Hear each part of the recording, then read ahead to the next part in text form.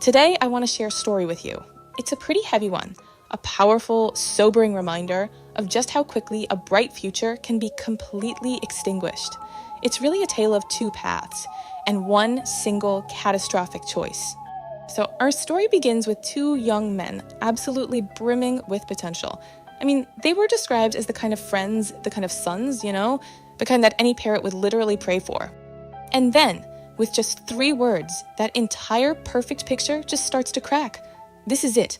This is the pivot point, that exact moment where everything that felt so certain suddenly becomes incredibly fragile.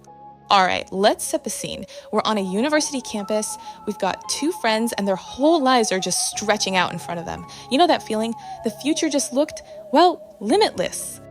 And look, it's really important that we get this. We need to understand exactly what was on the line here. These guys weren't just your average students. No way. They were focused, super intelligent, incredibly disciplined. When people looked at them, all they saw was success, a straight line to a great life. Then one day, on a totally ordinary walk home from school, you can just picture it, right? Laughing, talking about assignments, their path is blocked. And just like that, in that one moment, the entire trajectory of their lives is violently and permanently changed forever. It came out of nowhere. Absolutely no warning. No argument, no lead up, nothing. And this wasn't some kind of negotiation or even a shouted threat. It was just cold, so impersonal. This whole encounter, it was about one thing and one thing only, making them feel completely powerless. Their phones, their money, even their dignity, all of it just ripped away by force. And then they were left with this chilling warning. Next time, bring more. So you see, this wasn't just a one-time thing. Not at all. It became a cycle, a nightmare of robbery and humiliation, over and over. And the weight of that constant fear, it really started to take root, and it began to change them. Their parents could tell something was off. They could hear it in their voices over the phone. But the boys, they just couldn't bring themselves to admit what was happening. I think in their minds, admitting you were afraid was the same as admitting you were weak. Really? So they suffered in silence. And this right here is the crucial point. Think about it. The constant humiliation, the nonstop fear. It wasn't just scary for them anymore. It was exhausting, just draining. And that exhaustion, it was about to curdle into this desperate need to take back some control. So this is where the story takes its tragic turn. After one more robbery, one more humiliation, something inside of them just snapped. They decided that's it. We are not going to be victims anymore. And their solution? Well, they decided to fight fire with fire. Sure. This one line, man, it just captures everything, doesn't it? It is the absolute breaking point. It's that moment where the fear becomes so unbearable that literally any other option, no matter how dangerous, starts to look like a better one.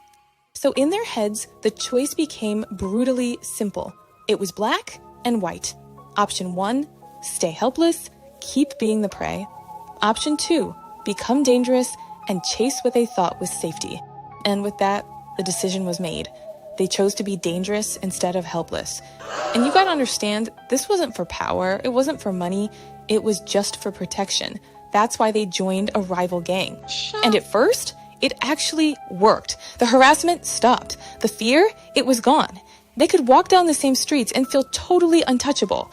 But here's the thing about strength that you borrow from violence, it's always alone. And the interest rate, it's devastatingly high. So a few years go by. They make it to their final semester of university. They're right there, on the very edge of that bright future everyone said they'd have. But under the surface, a war was brewing between their new gang and their old tormentors. The debt? It was about to be called in. And when the end came, it came fast. A message comes through, it's time. Weapons are passed around. And then, just chaos. A merciless fight erupts right there on campus. And the final, horrifying sound in all of this? Gunshots. 3. Just 3.